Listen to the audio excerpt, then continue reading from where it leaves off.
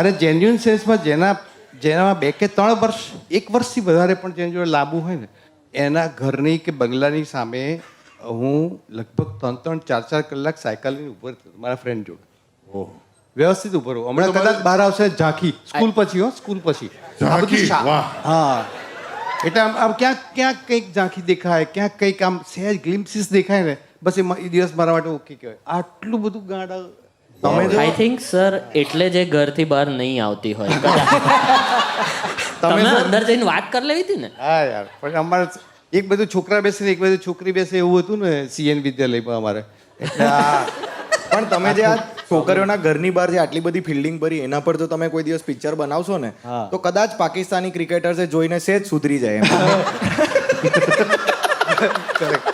બહુ આમ વાડીને ફિલ્ડિંગ પરથી ક્યાં લઈ ગયો જોયું આમ આખું. હજી ઇમિગ્રેશનમાં જ અટકેલો છે જોક.